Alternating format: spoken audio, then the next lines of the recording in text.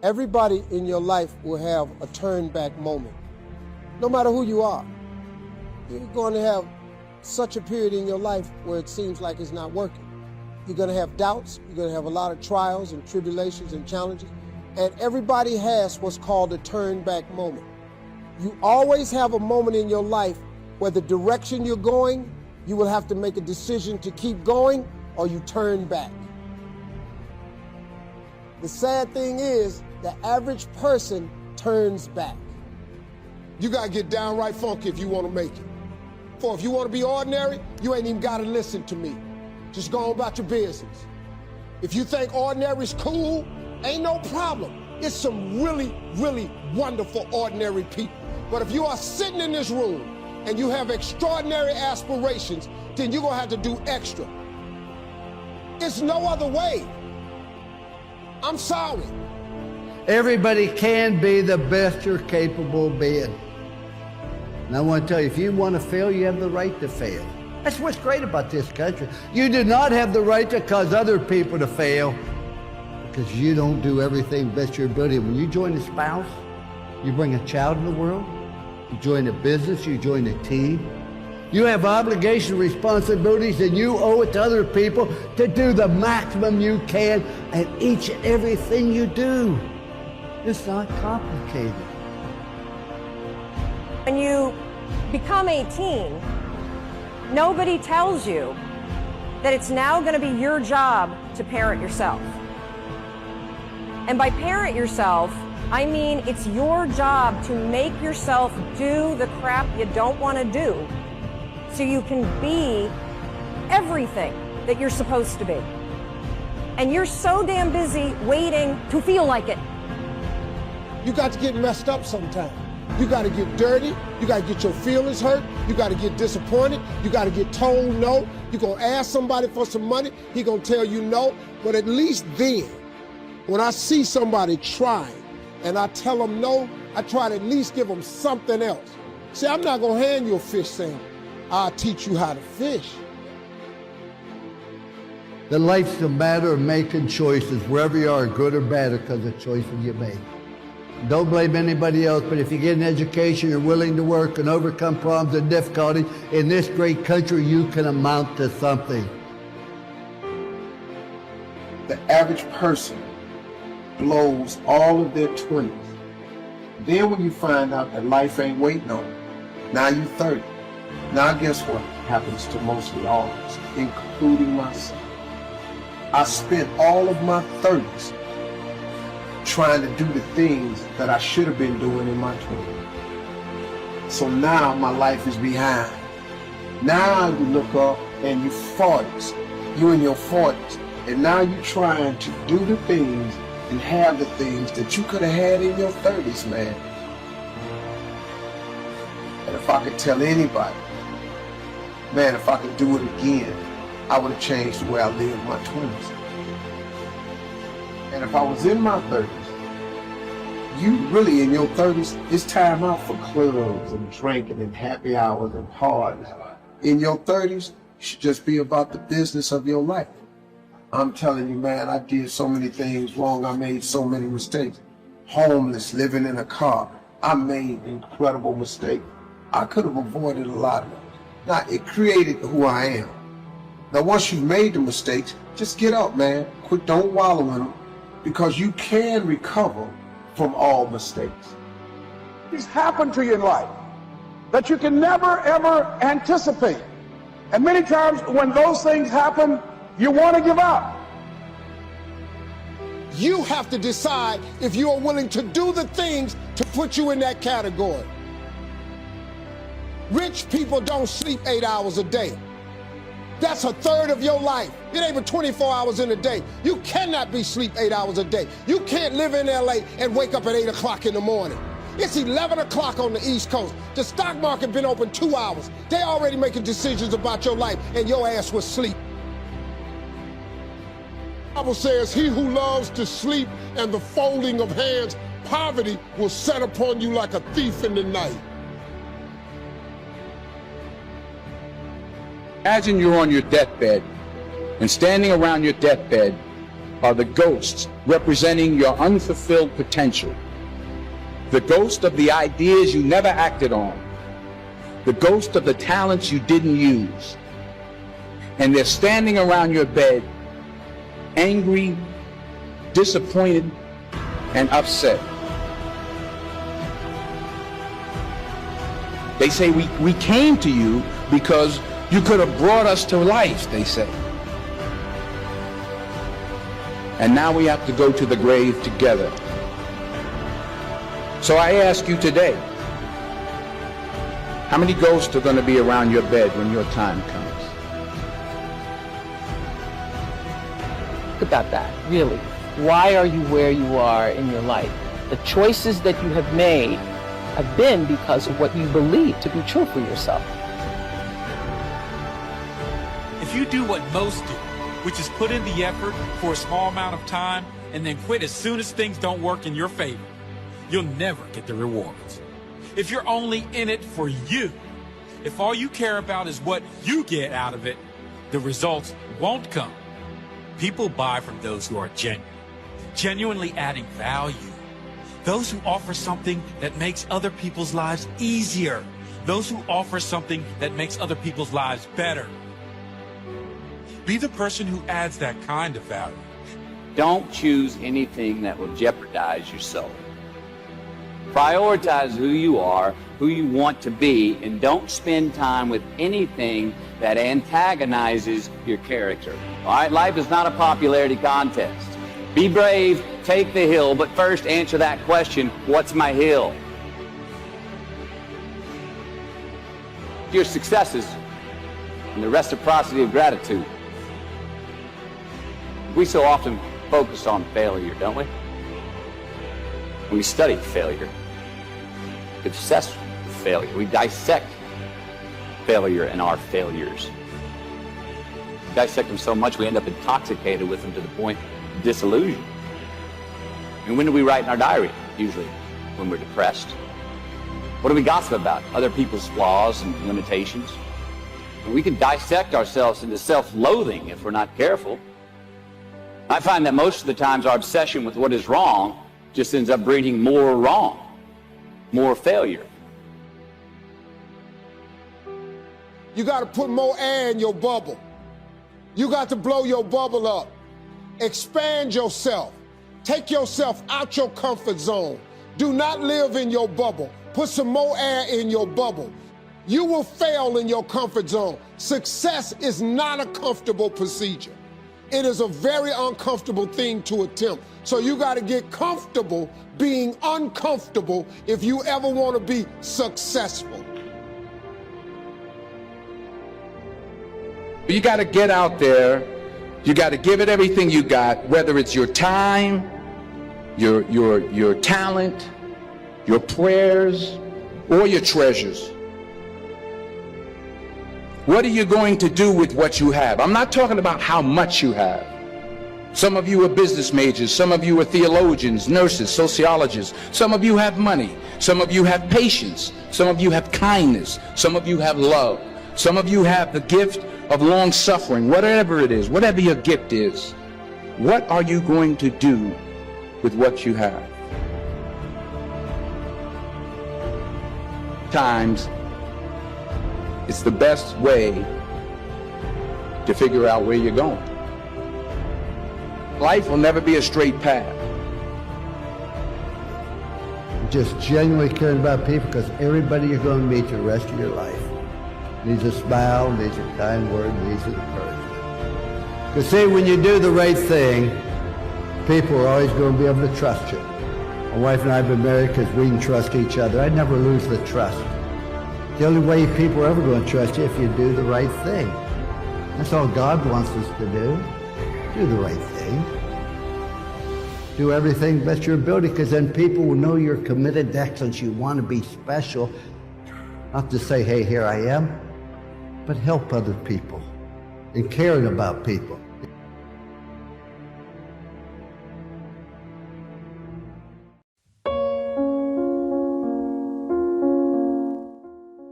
You cannot give up because it ain't what you see. You cannot give up. What you got to do is, you heard it, you read it. I sent it out on Twitter. I told you, champions keep going when they don't have anything left in their tank. I'm obsessed with improvement. Every day I'm getting better. There are those of you with phones, and every new phone that comes out, you get it. Every upgrade, you get it. Every piece of software, you get it. You are upgrading your technology, and you've not upgraded yourself. That's the difference between the greats. That's what separates them. When they don't have no more, when it's over, when they're tired, when they're frustrated, when they're ready to give up, when they spent their last dime, that's when they get started. I want to be a millionaire. I want to be the best at this company, right? But your value system says you believe in sleep more than you believe in grinding. Your value system says you are a consumer and not a producer. Listen to me, when you want to succeed as bad as you want to breathe, when you ain't got nothing left in your tank, you got to think about the people in your life that you're doing this for. And then if you could think about them, you could go one more mile. You could go one more day at work. You can find a scholarship. Listen to me, when you're doing it for somebody else, when you like that lion, if I don't grind, if we don't grind, if I don't grind, they don't eat. The truth is, you gotta find something within. You gotta find something within, and that's gotta push you, and that's gotta elevate you, and that's gotta drive you, and that's gotta move you. And when you find out what your why is, and your why gotta be deeper than you, when you find your why, you don't hit snooze no more. When you find your why, you find a way to make it happen.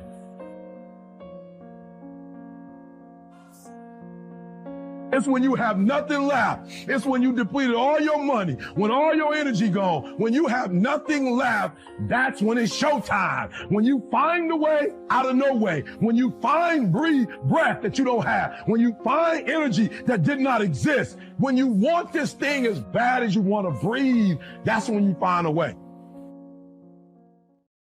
Everybody is never going to be where they want to be in life because sometimes they focus too much on the bad things and not claiming the good times. Not claiming, hey, no matter what struggle I go through, I am going to make it. The beauty about the process is that you're learning something. You're learning about yourself. You're learning how to go through certain things. And you're learning how to build up. We are human beings, and human beings sometimes act on emotions.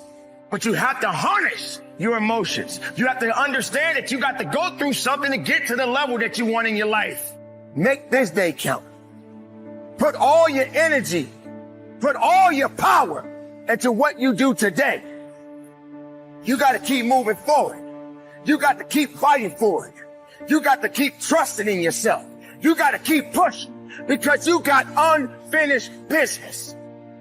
If you do not hold on to the goodness within you, then all the bad things that are surrounding you right now will ultimately destroy your possibilities and taking yourself further in your life. Don't you realize that you got to have faith in yourself every single day of your life? Maybe you did get rejected. That doesn't mean that you're out the game. That doesn't mean that it's over. You got to keep moving on. Take the steps. Maybe take a few steps back, analyze the situation, and then keep pushing, keep going. Stay hungry and believe. Just keep on grinding. Yeah, it's gonna hurt, but keep on grinding. You're gonna have those bad days, but keep on grinding. You're gonna wanna quit, but keep on grinding. Ladies and gentlemen, this is a very important part of your life. It is a decision that you have to make within yourself. No one is responsible for that. Now, I'm not telling you to not acknowledge your pain. I'm not saying that. I'm not telling you not to say, man, I'm going through this and it's hard. I'm not saying that. I'm saying when you go through it, look at it, step back from the picture and say, okay, I'm dealing with this. 9 out of 10 times, there's somebody else that's either dealt with it or they're going to deal with something similar to this. And if I deal with it in the right way, I can use it to add value to lives of other people. The funny thing was, I had never heard of the injury that I suffered. Never heard of it. When I went through it, I met probably 10 guys years after that had been going through it, that I could talk to at different stages and phases in the process and say, hey man, Ink, how did you deal with this? How did you deal with this? When they told you this, how did you accept that? And I was like, bingo, this is how I got through it. But I had to shift my perspective from why me to why not me? Can you take the things you learned that made you great in that sport and apply them to other areas and aspects of your life to make you just as great as a person?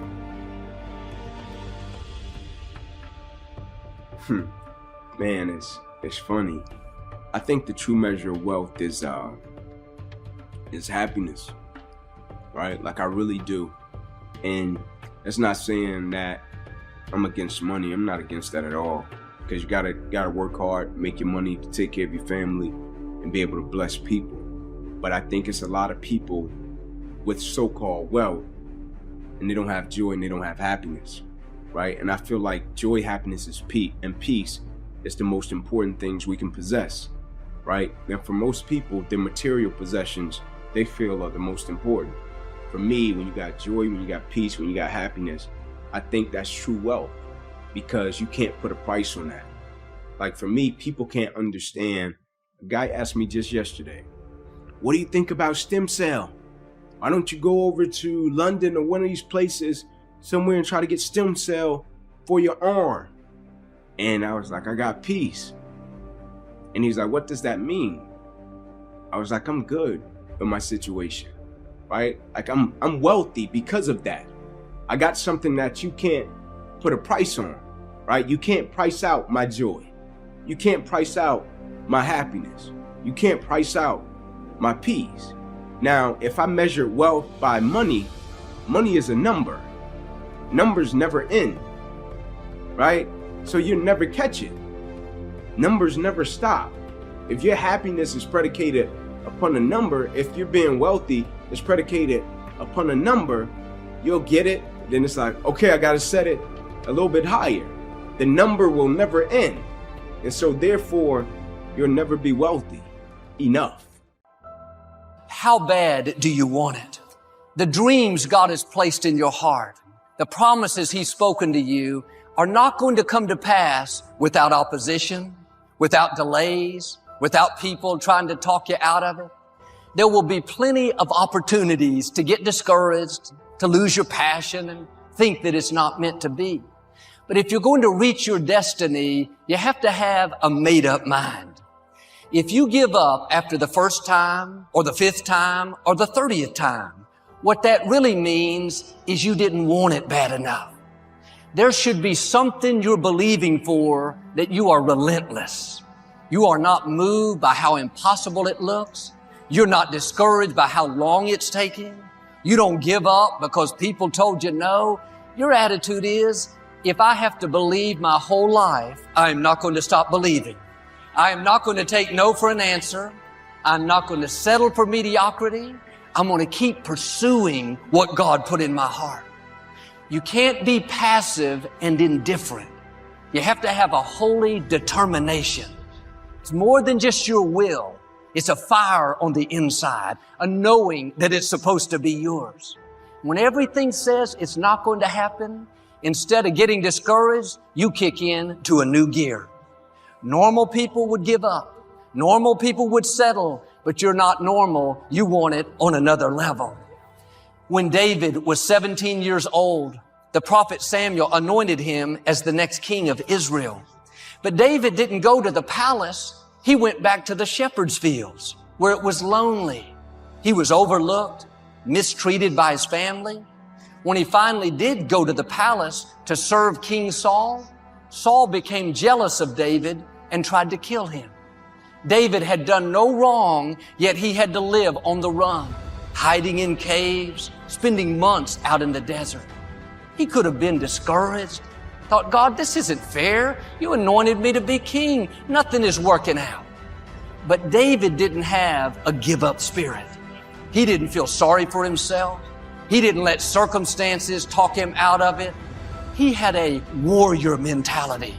His attitude was, I am not quitting. I am not settling for mediocrity.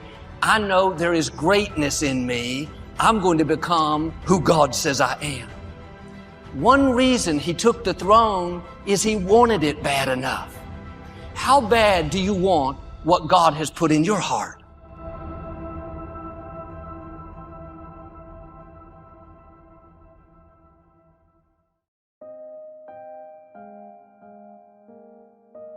And so you got to do me a huge favor. You got to do me a huge favor.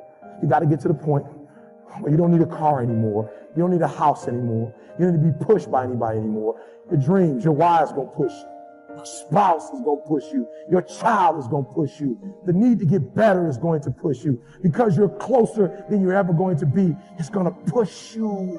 You don't need anything to push you. Your goals are going to push you. Your dreams are going to push you. The opportunity of a lifetime that happens in this particular time frame is going to push you. It's going to drive you. It's going to make you better. So do me a favor as I leave. You can't be average anymore. 70%.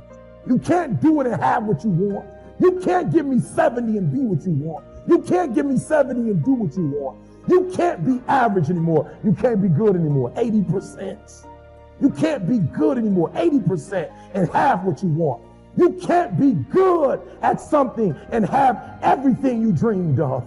To make your dreams become real. To no longer dream them but walk in them. You can't.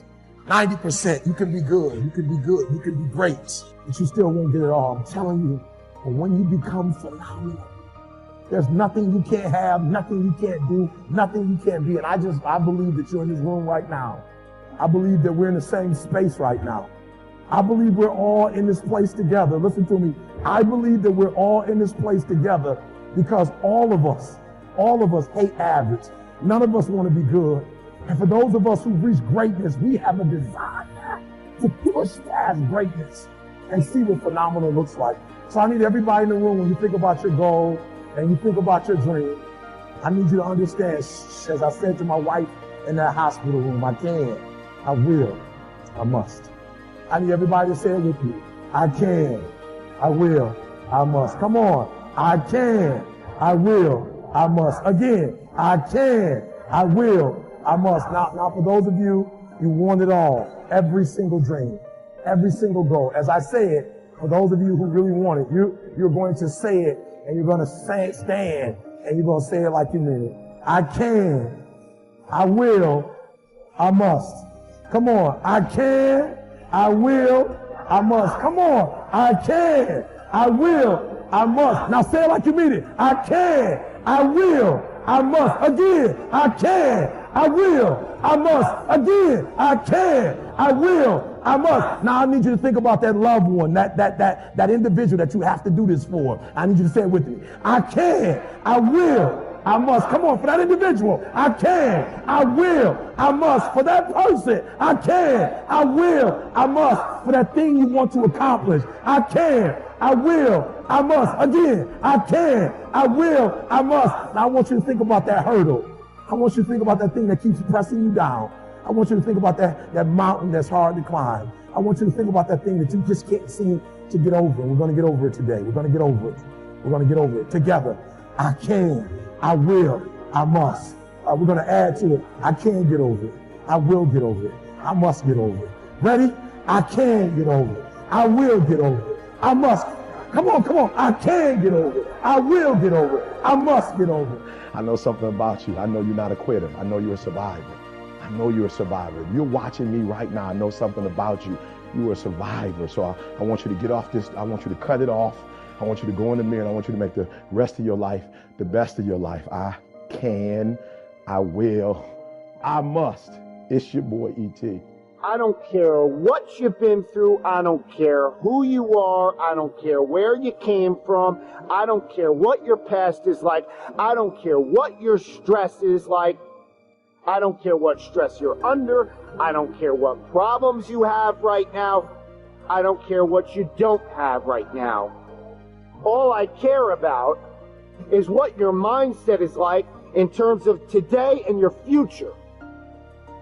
Are you going to make today count? Because that's all you can control. And that's all that matters.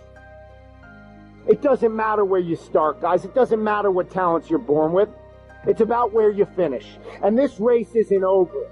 It's not over. You can still come in first in the marathon. But you gotta start today. You gotta start now. You have everything you have. Everything you need is inside you. It doesn't matter what you don't have now because you can go get it. But it starts today. It starts with the commitment. It starts with the principle. It starts with the discipline. It starts with effort. It starts with energy. It starts with an idea that you're going to make today count. And a lot of people want to know what my routine is like. Well, it's predicated on that idea that I'm going to make today count. And that means that before everyone is up, I'm going to have entered a peak state already. I'm here to help you. But you have to help yourself. No one's going to do it for you in terms of the action. But you gotta say something with me. I'm going to make this thing work. I'm going to live out my dreams. I'm going to live out my purpose. I'm going to be who I was destined to be. I'm going to fulfill all of the tasks necessary to live out that purpose, to become who I really want to be, not be who I am shackled by in the past, not live in a world of constraint. I didn't come this far to only come this far. I hear some people saying things like, when I make it, when I get to the top. I'll keep working hard until I get to the top, until I reach my goal. Let me tell you something. There is no end. Winners never stop. If you reach your goal, set a bigger goal.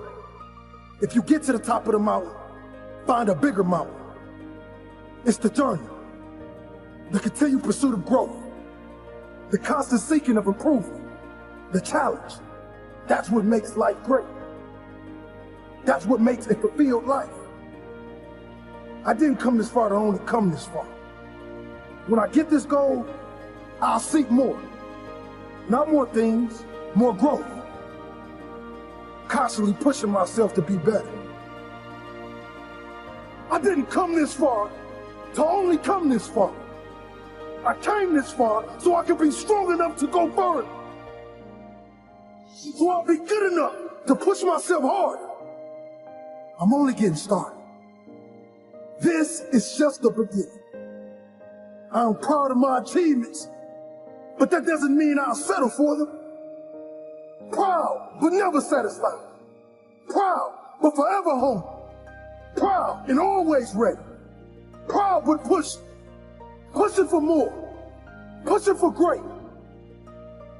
A true winner doesn't seek only the title. A true winner seeks growth. A true winner seeks greatness. It's the journey. It's the challenge. Don't tell me it's over. I'm just getting warmed up. If the journey wasn't challenging, the destination wouldn't be rewarded. It's the challenge that makes the greatness. You can't have a champion athlete without great competitors pushing them all the way. You can't have the greatest of all time without champions pushing them all the way. It's the journey, the process that makes the greatness. If you reach your goal, set a bigger goal. If you get to the top of the mountain, find a bigger mountain. This is just a rant, very simple, and something that I want you to pass on because the level of complaining is unacceptable. Look, what if I told you you'd die this week? Would you complain about your crap job? I doubt it. You would go much higher level thinking. We're living in a world where there's so much more opportunity. I just don't get the mentality of being head down sad. Please, take a step back and think about how awesome it actually is. And then recognize that you can attack the world in a totally different way because you were lucky enough to be born during this era. 400 trillion to 1. When you understand that math, how can't you live your life? That's how rare it is to be a human being. And what are you waiting for?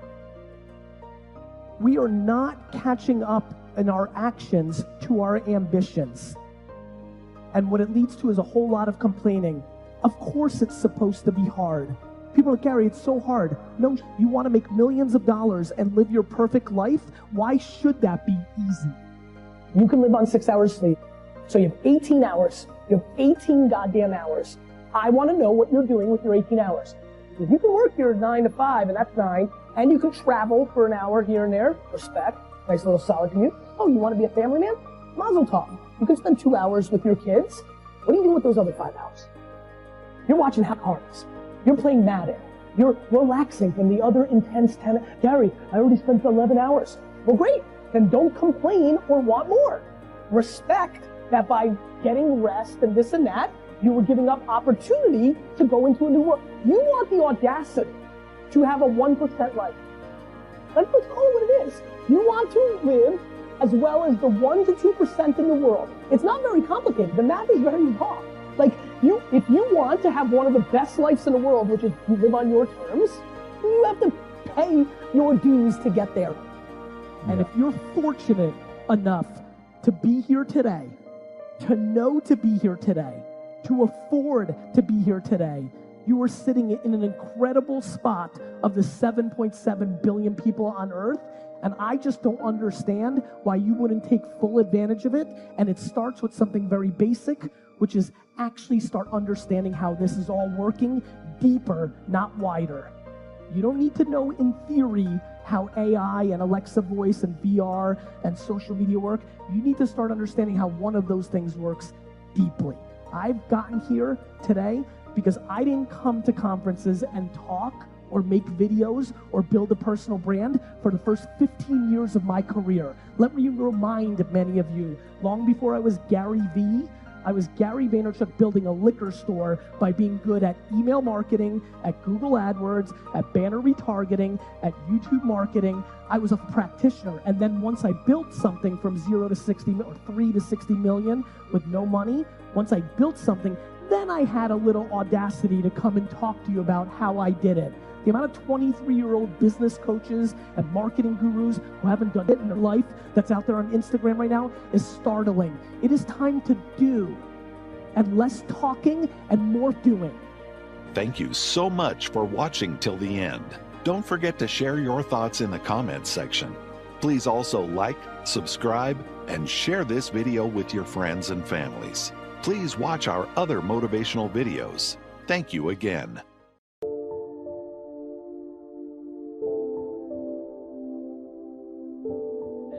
Make these notes. When you've accomplished some goals, you need some more to accomplish.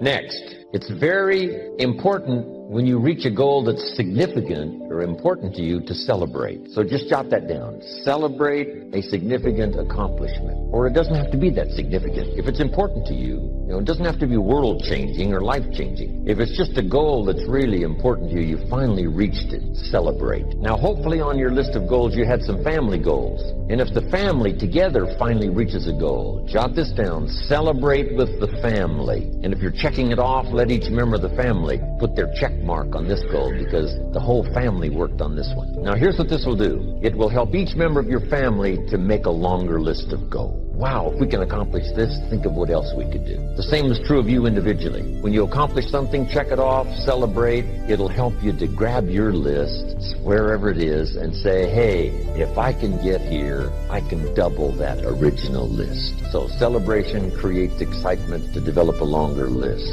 You also need goals ongoing. When the early astronauts went to the moon, some of them, when they came back from the moon, had psychological problems. Some of them drank too much, got into other difficulties. And one of the reasons is, where do you go now that you've been to the moon? So here's what they did later. They made sure that the astronauts later, who came back from the moon, had plenty of projects to keep them busy after they had been to the moon. And the same is true of you and me. Goals, after you've reached them, another list. After you've reached those, another list. My father lived to be 93. You can't imagine the goals he had. One of his goals when he was 92 was to get his driver's license renewed.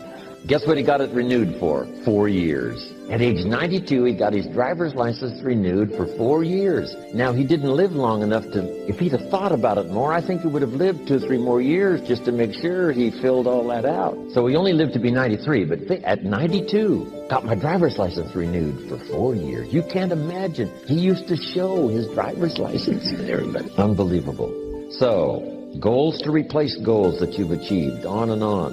The rest of your life. How far should you go? As far as you can. How many books should you read?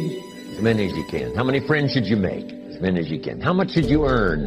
As much as you can. That's it. What should you try to be? All you possibly can. The purpose of this exercise is just to stretch you, get you to think, get you to wonder, get you to ponder. I wonder what might be possible. If I could get everything I wanted, what would that be? Now here's the next exercise. Okay, jot down the question. On your list of 1-year goals, which are the 4 most important? Of your 1-year goals, which are the 4 most important? So now I want you to go back over your 1-year goals and pick out the 4 most important.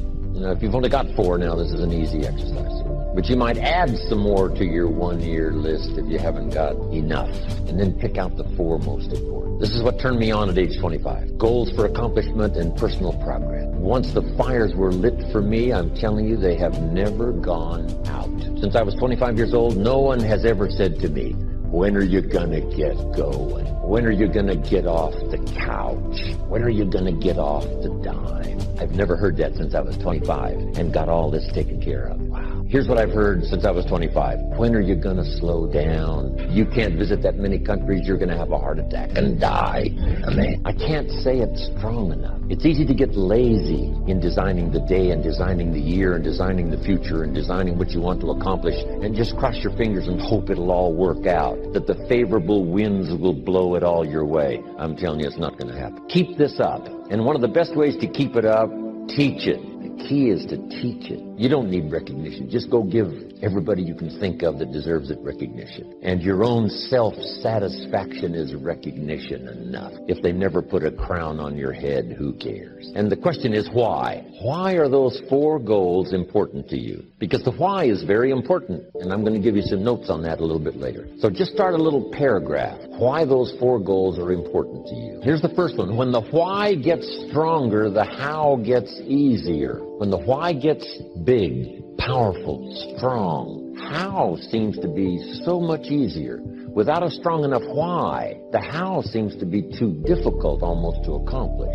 See, how do you manage your time? Hey, if you had strong and powerful enough goals, you'd figure out how to manage your time. You'd get a book on the subject. You know, you'd do something to manage your time if it was worth it. If it's not worth it, you know, why would you bother studying the art of managing your time if it really doesn't matter? But if it really mattered in the accomplishment of your goals and why you wish to accomplish them, see, you can do anything. You can get up any hour, read any book, take any class, make any change, develop any skill, do any discipline. I mean, you can do it all. When the why starts to grow, the how gets simple. Excellent question to ask children. Why? What for?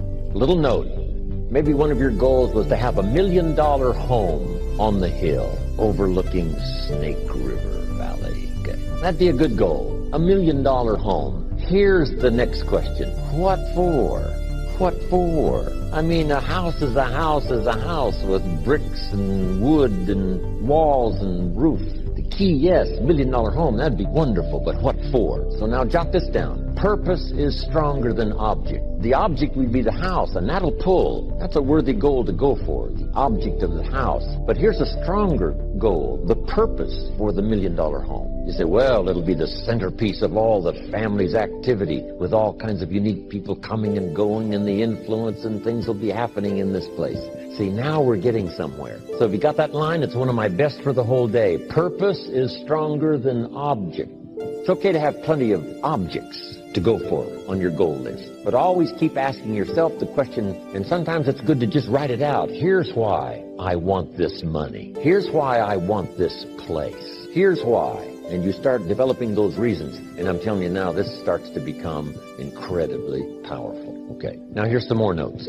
Some of your goals should be personal development. The person you wish to become. Develop skills that make you attractive to the marketplace. Develop the temperament and the attitude that makes you attractive to the business world.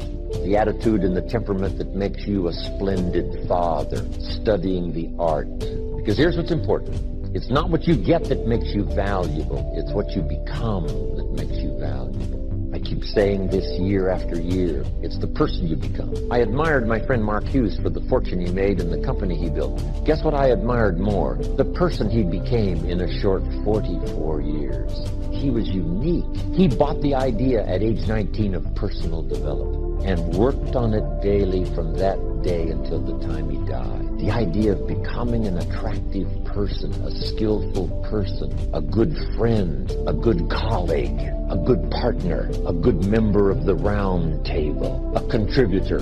See, that's the key, the person you become. It should take you years to get out of debt, years to accomplish your dream. In the natural, that's true. But when you come into one of these destiny moments, it's going to happen in a fraction of the time. Every thought may tell you it's permanent. It's never going to change. No, God is saying to you today, I'm going to do it quickly. It's going to happen suddenly. Now get in agreement with God. Instead of thinking of all the reasons it's not going to work out, turn it around. Father, thank you for a quick work. Thank you for a sudden turnaround. When God brought the Israelites out of slavery, they headed toward the promised land. The Pharaoh, who had just let them go, changed his mind and decided he wanted them back. So he sent 600 of his fastest chariots, some of his strongest warriors, to try to recapture them. And the Israelites, these 2 million people, were at a dead end at the Red Sea. They had nowhere to go. It looked like they would be recaptured, but Moses held up his rod and those waters parted. The Israelites walked through on dry ground. When Pharaoh's men came chasing, the waters closed up. They were all drowned. Psalm 114 gives us insight into what happened. Verse 3 says, the Red Sea saw the Israelites coming and hurried out of their way. When you come into your time, don't worry, enemies are going to hurry out of your way. That addiction, the depression, the anxiety, it's not permanent. It's about to hurry out of your way. It's going to happen quickly. You didn't see any sign of things changing. Nothing looked any different. Then suddenly the waters part. Suddenly your health turns around. Suddenly the door opened. God knows how to take things that look permanent and quickly change them.